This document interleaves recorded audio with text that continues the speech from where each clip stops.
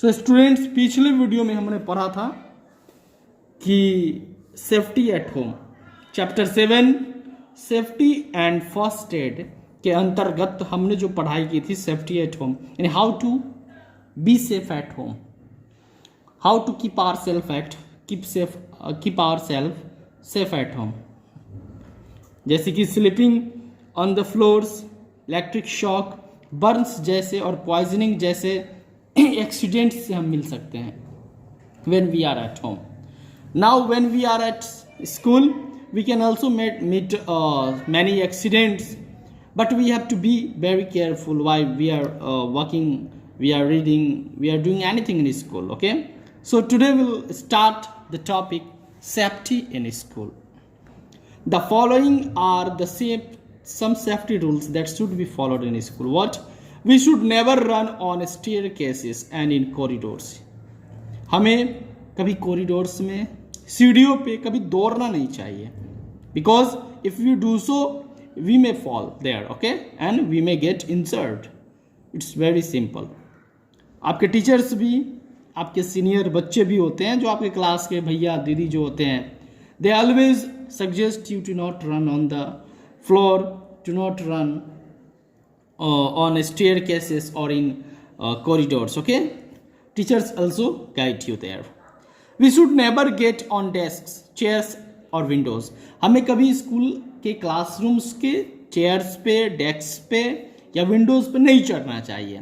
इससे क्या होता है कि हम तो चढ़ते हैं तो गिर जाते हैं, गिर सकते हैं, गिर जाते नहीं है, बट वी मे फॉल, और जब हम गिरेंगे तो इंजर्ड हो सकते हैं, और साथ ही स्कूल की प्रॉपर्टी को भी हम नुकसान पहुंचाएंगे और इनडिसिप्लिन का एक जीता जागता उदाहरण भी देंगे.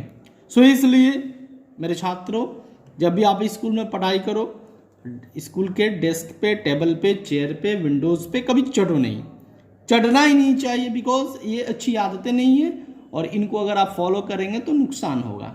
इसलिए बुरी आदतों को कभी फॉलो नहीं करना चाहिए, हमें हमेशा गुड हैबिट्स रखने चाहिए अपने पास.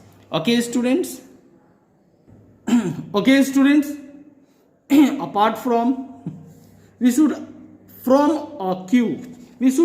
a queue while boarding the school bus. If you go to your school by school bus, if you come to our school by using school bus, then you must be careful there. आपको क्या करना होगा, जब भी आप school के बस में चढ़ते हो तो कभी भी आप क्यू में चढ़ो, यानी पंक्ति में चढ़ो, and wait for your turn. कभी रश नहीं करना चाहिए, चलती गाड़ी में कभी चढ़ना नहीं चाहिए, ना ही चलती गाड़ी से कभी उतरना चाहिए. We should never stick our head or any body part out of a moving bus. Bus में भी लिखा होता है कि यात्रीगण अपने शरीर का कोई अंग बाहर ना निकाले. एंड यू आर ऑल्सो यात्रीगण, यू आर, आप भी यात्री हो. When you are in the bus and the bus is moving towards your school और योर होम, तो आप भी एक यात्री की तरह हो, क्योंकि आप भी ट्रैवलिंग कर रहे हो, कुछ देर के लिए ही सही लेकिन कर रहे हो. तो जब आप बस में हो, बस चल रही हो, तो आपको कभी बस के विंडो से अपने चेहरे को या हाथ को कभी बाहर नहीं निकालना चाहिए. We should not fight with others, और ना ही हमें बस में कभी किसी दूसरे से झगड़ा करना चाहिए. ये सारी गंदी आदतें हैं और ऐसा करने से हमें नुकसान भी हो सकता है. Okay students, Now we learn the safety rules at the playground. यानी वो कौन से सेफ्टी रूल्स है जब हम प्ले ग्राउंड में हो तो हमें फॉलो करना चाहिए. First, we should not push each other on the playground. When you are playing with your friends, you should never push them. Okay? Playground में अपने दोस्तों को कभी पुश नहीं करना चाहिए. ऐसे वो गिर सकते हैं, उनके मुंह हाथ में चोट लग सकता है, शरीर की कोई हड्डियां भी टूट सकती है, कोई भी हड्डियां टूट सकती है. We should always follow the rules of the game and play accordingly. Rules के जो गेम्स हैं वो हमें उसी गेम के रूल्स के अनुसार खेलना चाहिए, रूल्स कभी नहीं तोड़ने चाहिए. कभी कभी कोई शरारती बच्चा होता है, वो क्या करता है, गेम्स के रूल्स को तोड़ देता है, ठीक है, और बियॉन्ड द रूल्स खेलने लगता है और अपनी मनमानी करने लगता है. ये सब बहुत ही गंदी आदत है, बैड हैबिट्स, इसको कभी नहीं करना चाहिए और ये अनसेफ है आपके लिए. We should wait for our turn at rides and swings. आप किसी चीज़ पे राइडिंग कर रहे हो या फिर झूला पे झूल रहे हो तो अपने बारी का इंतजार करना चाहिए, और कभी भी झूले के पीछे तो रहना ही नहीं चाहिए आपको। अगर आप झूले के पीछे रहते हैं तो आपको चोट लग सकती है, काफी गहरी चोट लग सकती है, सीरियस इंजरी भी हो सकती है। इसलिए be careful while you are playing at the playground. Okay, now next will learn about the safety rules at the swimming pool. अगर आप स्विमिंग के शौकीन हैं, स्विमिंग करते हैं, तो you know it is a very good exercise. ये हमारे बॉडी को क्या करता है, फिट रखता है, और it can be dangerous if we are not careful at the pool. लेकिन अगर पूल पे हम सावधान नहीं है तो ये हमारे लिए क्या हो सकता है, काफी खतरनाक भी हो सकता है। देखिए, पहला है कि we should always go to the swimming pool accompanied by an adult. आप छोटे बच्चे हो तो कभी भी आओ स्विमिंग पूल में जाओ तो अपने बड़े के साथ जाओ, आपके साथ एक एडल्ट का होना काफी जरूरी है। एडल्ट किसे कहते हैं, जिसकी उम्र 18 ईयर्स या 18 ईयर्स से अधिक हो। We should be careful while moving around the swimming pool as the floor may be slippery. अगर आपको स्विमिंग आती नहीं या फिर आती भी है तो आप स्विमिंग पूल के आसपास जब आप टहल रहे हो, वॉक कर रहे हो, तो काफी सावधान होना चाहिए, क्योंकि आसपास हो सकता है कि स्लिपरी हो, पानी की वजह से वो गीला हो चुका हो, आप फिसल कर गिर सकते हो, आपको चोट लग सकती है, काफी सीरियस इंजर्ड भी हो सकते हैं आप सीरियसली। ओके, नेक्स्ट है कि we should swim at the shallow end of the pool. अब देखिए, पूल में कुछ हिस्सा होता है, एक होता है काफी डीप होता है, एक होता है शैलो होता है, यानी जहां पे पानी कम होता है, उसी हिस्से में हमें स्विमिंग करनी चाहिए, हमें ट्यूब का इस्तेमाल करना चाहिए। लाइक के दोनों बच्चे ट्यूब का इस्तेमाल कर रहे हैं, देख रहे हैं ना। इससे क्या होता है कि डूबने का, अगर हम जानते भी नहीं है बढ़िया से स्विमिंग, तो डूबने का या फिर कोई खतरा नहीं होता है, कोई एक्सीडेंट्स नहीं होता है, ठीक है ना, इस हिसाब से। ओके स्टूडेंट्स, अब एक बहुत ही इंपॉर्टेंट बात, सेफ्टी ऑन द रोड। देखिए, रोड पे सब कोई चलते हैं और ऑलमोस्ट व्यक्ति जो है 9 से 10 जो पर्सन है वो रोड पे चलते हैं या फिर बच्चे। So we should be very careful while moving on the road. जब रोड पे हम मूव कर रहे हैं तो we must be very careful. आज तो एक्स्ट्रा केयरफुल होना पड़ता है आजकल के ज़माने में, क्योंकि गाड़ी चलाने वाले भी लापरवाह होते हैं, समझ रहे हैं आप। सो रोड एक्सीडेंट्स में even result in the death of the victim. Road में मैक्सिमम जो एक्सीडेंट्स होते हैं उनमें विक्टिम की डेथ भी हो जाती है। विक्टिम का मतलब क्या होता है, जो पीड़ित है, जिसके साथ वो घटना घटित हुई है। Okay, so there some safety rules that should we learn and should we follow, okay, when we are on the road. So first rule है कि we should never play on the road. हमें road पे कभी खेलना नहीं चाहिए, because it will be very dangerous. अगर आप रोड पे खेलते हो, रोड पे बहुत सारे व्हीकल्स आते हैं और एक्सीडेंट्स हो सकते हैं, डेथ हो सकती है। रोड तो खेलने की जगह नहीं, आप भी जानते हो, then why to play? There is no any rule to play on the road. Road पे गाड़ियाँ चलती हैं, roads are made to be walked and to run the vehicles there. Road पे व्हीकल्स को चलाने के लिए, चलने के लिए, गाड़ी चलाने के लिए, साइकिल चलाने के लिए, किसी भी प्रकार का जो ट्रांसपोर्टेशन का सोर्स है उसको चलाने के लिए रोड का इस्तेमाल किया जाता है। ओके, वो खेलने के लिए नहीं है।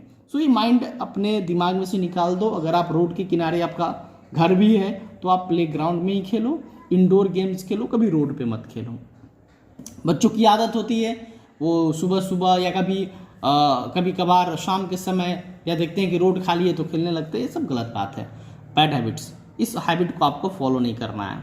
सेकंड है कि we should always walk on the footpath or the right side of the road facing oncoming traffic. हमें क्या करना चाहिए हमें हमेशा फुटपाथ पे चलना चाहिए। कैसे चलना चाहिए, फुटपाथ पे। जब भी आप सड़क पे चलते हो तो सड़क के किनारे दोनों तरफ फुटपाथ बनाया होता है, हमेशा अपने बाएं तरफ चलो, ठीक है। अगर ट्रैफिक लाइट आपके एरिया में नहीं है, हम लोग जहाँ पे रहते हैं वहाँ पे ट्रैफिक अभी रूल्स नहीं है ठीक है, ये सही बात है। यहाँ पे अभी ट्रैफिक का नियम को हम लोग फॉलो नहीं करते हैं, लेकिन हमें करना चाहिए। यहाँ पे अभी ट्रैफिक लाइट्स नहीं है क्योंकि ये अभी एडवांस नहीं हुआ है हमारा सिटी, हमारा जो टाउन है। लेकिन जिस दिन एडवांस्ड हो जाएगा उस दिन ट्रैफिक रूल्स रहेंगे और सारे नियम कायदे रहेंगे, ठीक है। लेकिन अभी छोटे शहर में हम लोग रहते हैं, लेकिन ट्रैफिक लाइट्स नहीं है तो क्या, लेकिन हमें ट्रैफिक रूल्स को तो फॉलो करने चाहिए। जेब्रा क्रॉसिंग बने हुए उसको फॉलो करने चाहिए, हमेशा अलर्ट रहना चाहिए। कहता है the right side of the road facing on the oncoming traffic. ठीक है, तो अभी मैं इसके बारे में नहीं बताता because you can't see traffic lights here. Okay, one thing which is very important for you should always walk on the footpath. आप फुटपाथ पे चलो because footpaths are available in your town. Okay, और हमेशा हम अपने बाएं तरफ से चलते हैं। किसे चलते हैं? Always take your left side and walk on the footpath if you are on foot. Okay, we should always cross the road at the zebra crossing when the green walk sign is on. अब देखिए, zebra crossing पे ही cross करना चाहिए। अगर traffic light हो तो जब traffic light पे जेब्रा क्रॉसिंग वॉकिंग के लिए जो सिग्नल है वो ग्रीन हो, तब आप वहां पे क्या करो? वॉक करो। ठीक है, यहाँ पे आपको एक जानकर हैरानी होगी कि रेड सिग्नल होता है गाड़ियों के लिए, यानी गाड़ियां बंद है। उस समय हो सकता है कि उस समय जेब्रा क्रॉसिंग पे सिग्नल ग्रीन हो, वहां पे आप वॉक कर सकते हो अगर आप बड़े शहर में जाओ, so students, we should always walk on the footpath or the right side of the road facing the oncoming traffic. हमें फुटपाथ पे चलना चाहिए, जो फुटपाथ बनाए गए होते हैं रोड के दोनों तरफ। तो या तो अपने लेफ्ट चलो या फिर सामने जो ट्रैफिक आ रही है उसके राइट चलो, यानी कुल मिला के यही मतलब है कि अपने हमेशा लेफ्ट में चलना चाहिए। We should always cross the road at the zebra crossing when the green walk sign is on. जब जेब्रा क्रॉसिंग पे पैदल चलने के लिए सिग्नल ग्रीन हो तो आप जेब्रा क्रॉसिंग को क्रॉस करो। If you want to cross a road and there is no traffic light और जेब्रा क्रॉसिंग, अब देखिए कंडीशन है कि अगर हम चलना चाहते हैं तो रोड को क्रॉस करना चाहते हैं, लेकिन ना यहाँ पे ट्रैफिक लाइट है ना वहाँ पे जेब्रा क्रॉसिंग है, तो सबसे पहले हमें क्या करना चाहिए? We should first look to our right. पहले राइट देखो, फिर लेफ्ट देखो, फिर राइट देखो, तब जाके देखो कि अगर कोई व्हीकल्स नहीं है, कोई गाड़ी नहीं आ रही है दूर दूर तक, तब आप रोड क्रॉस करो। Okay, we should never run on the road. Road पे कभी दौड़ना नहीं चाहिए। We should not get on or off a moving vehicle.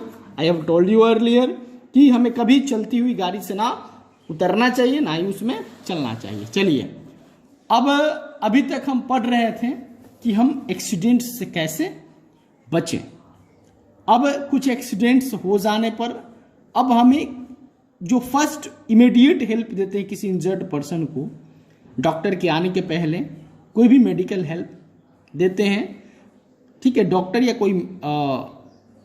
कोई मेडिकल हेल्प उसको नहीं मिलता है जो खुद से हम देते हैं, उसे फर्स्ट एड बोलते हैं। तो फर्स्ट एड बॉक्स आपके स्कूल में रहता है, आपके घर पे रहता है, हर जगह रहता है। जहाँ पे लोग काम करते हैं रहते हैं वहाँ पे फर्स्ट एड किट रखते हैं। फर्स्ट एड किट में क्या होता है? उसमें बहुत सारे आइटम्स होते हैं जिसको फर्स्ट एड के दौरान यूज किया जाता है। जैसे कि फर्स्ट एड में क्या क्या रहता है? सीजर्स, बैंडेज, ठीक है, एंटीसेप्टिक क्रीम, लोशन, ठीक है, मेडिकेटेड टेप्स, ठीक है, स्टिकिंग प्लास्टर्स। ओके, फिर मेडिसिन रहते हैं फीवर के लिए, पेन के लिए, डायरिया के लिए, वोमिटिंग के लिए। ओके, सो ये काफ़ी हेल्पफुल होते हैं छोटे मोटे केसेस में, छोटे मोटे एक्सीडेंट्स में इनका हम इस्तेमाल करते हैं। ओके, अब हमें किस फर्स्ट एड को किस एक्सीडेंट्स पे यूज करना चाहिए इसके लिए मिलते हैं, इसके लिए पढ़ते हैं। If someone meets with an accident we should not panic. अगर किसी को एक्सीडेंट हो जाता है, किसी का एक्सीडेंट हो जाता है, तो हमें पैनिक नहीं होना है। We should calm down the victim.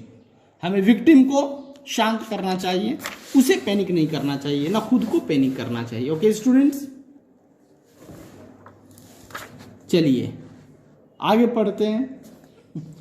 We should inform any adult और अ डॉक्टर इमीडिएटली। हमें किसी बड़े को या किसी डॉक्टर को इन्फॉर्म करना चाहिए। We should provide comfort to the victim. Victim को कुछ ऐसा करो कि विक्टिम कंफर्टेबल फील हो, जैसे कि उसके कपड़े को हटा दो अगर प्रॉब्लम हो रही है तो। हमें उसके आसपास, विक्टिम के आसपास कभी भी भीड़ नहीं इकट्ठा होने देनी चाहिए। ऐसे क्या होता है, जो विक्टिम होता है, जिनका एक्सीडेंट हुआ रहता है, उन्हें काफ़ी प्रॉब्लम होती है। ठीक है, वो काफ़ी कुछ अजीब सा फील करते हैं, उनको लगता है कि मतलब या फिर वो डर जाते हैं या फिर सफोकेटेड फील करते हैं। Okay, if there is cut on the skin और अ ब्लीडिंग वाउंड, अगर स्किन पे कट हो या ब्लीडिंग दे रहा है जख्मों से, तो सबसे पहले उसे हमें क्लीन वाटर से धोना चाहिए। यह पहला काम है। First it should B washed with clean water. उस वाउंड को, उस कट को आप क्या करो, क्लीन वाटर से धो। उसके बाद में उस पर एंटीसेप्टिक क्रीम को या फिर लोशन को वहां पे लगाना चाहिए। फाइनली उस पर क्लीन बैंडेज देना चाहिए। अगर इससे भी प्रॉब्लम क्रिएट हो रहा हो, अभी भी प्रॉब्लम ठीक नहीं हुआ हो, तो हमें डॉक्टर से इंस्टेंटली मिलना चाहिए, उनके सुझाव का पालन करना चाहिए।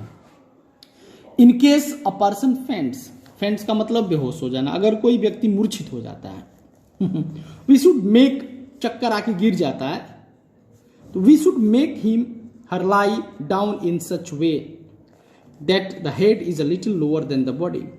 उसे क्या करना चाहिए, ऐसे सुला दो कि उसका जो बॉडी से उसका जो हेड हो थोड़ा सा डाउन हो। It helps to increase the blood supply to the brain. इससे क्या होता है, ब्लड सप्लाई ब्रेन में होता है। And we should also sprinkle some cold water on his और हर फेस। उसके फेस पे कोल्ड वाटर हमें क्या करना चाहिए, कोल्ड वाटर उसके फेस पे हमें क्या करना चाहिए भेजना चाहिए, फेंकना चाहिए। स्प्रिंकल यानी छींटा मारना चाहिए कोल्ड वाटर से, समझ। अगला है, अगर इंसेक्ट बाइट, कोई कीड़ा काट लेता है, it should be check that the sting of the insect is still stuck in the skin और नॉट। तो जब भी कोई कीड़ा, मैक्सिमम जो इंसेक्ट होते हैं अगर बाइट करते हैं तो उनका स्टिंग जो होता है स्किन में फंस जाता है, तो उसे निकाल देना चाहिए। ठीक है, ओके, कि इसे कोई कार्ड से काफी केयरफुली इसको स्क्रैप करना चाहिए। Then apply a paste of cold cream apply करना चाहिए वहां पे। बेकिंग सोडा उस अफेक्टेड एरिया पे लगाना चाहिए। इससे क्या होता है, पेशेंट को काफी रिलीफ फील होता है। ठीक है, और पेन से मदद मिलती है। समझ रहे हैं आप। अगर स्नेक ने बाइट किया है तो उसके लिए अलग है। ठीक है, अगर किसी को सांप काट लेता है तो सबसे पहले क्या करना चाहिए कि जहां पे सांप काटा है उसके ऊपर 4-5 इंच ऊपर और नीचे कस के बांध देना चाहिए उसको। अगर ये किसी बड़े की निगरानी में होना चाहिए, कोई बड़ा व्यक्ति करे, छोटे व्यक्ति को तो तुरंत इन्फॉर्म करना है कि इसको सांप ने काट लिया है। फिर नए ब्लेड से जहां पे सांप ने काटा है वहां पे सावधानी पूर्वक 2-3 आप कट देना चाहिए, ताकि वो जो ब्लड वहां का निकल जाए, तो जो पॉइजन होता है, वेनम होता है, वो भी निकल जाएगा। उसके बाद में हमें डॉक्टर से इंस्टेंटली मिलना होता है। A burn injury should be initially cooled with ice और कोल्ड वाटर। अगर छोटा मोटा हाथ जल जाता है किसी के, बर्निंग का केस मिलता है, छोटा मोटा केस मिलता है, तो जो एरिया है, जो अफेक्टेड एरिया है, वहां पे कोल्ड वाटर या आइस वगैरह को अप्लाई करना चाहिए। ठीक है, उसके बाद बर्नॉल या कुछ अदर एंटीसेप्टिक क्रीम हो उसे वहां पे अप्लाई करना चाहिए। डॉक्टर से भी मिलना चाहिए हमें फर्स्ट एड देने के बाद में। Okay, we should understand that the accidents can happen any time. हमें यह समझना होगा कि एक्सीडेंट कभी भी हो सकते हैं, कहीं भी हो सकते हैं, किसी के भी साथ हो सकते हैं। इसलिए हर किसी को केयरफुल रहना होता है, हर किसी को सेफ्टी रूल्स फॉलो करना होता है, और सामने वाले को भी सजेस्ट करना होता है कि वो सेफ्टी रूल फॉलो करे। इससे क्या होता है, हम एक्सीडेंट्स को अवॉइड करते हैं। ठीक है, एक्सीडेंट्स को इनवाइट ना करें बल्कि उनको अवॉइड करें, उनसे दूर ही रहे। ठीक है, अब ये बुक वर्क है, आपको थोड़ा बुक वर्क ये करना है। ठीक है, आपके बुक में दिया हुआ है, इस बुक वर्क को करके आपको व्हाट्सएप में भेज देना है। ठीक है, मिलते हैं अगले वीडियो में जहां पे हम डिस्कस करेंगे अगले टॉपिक को। Thank you very much.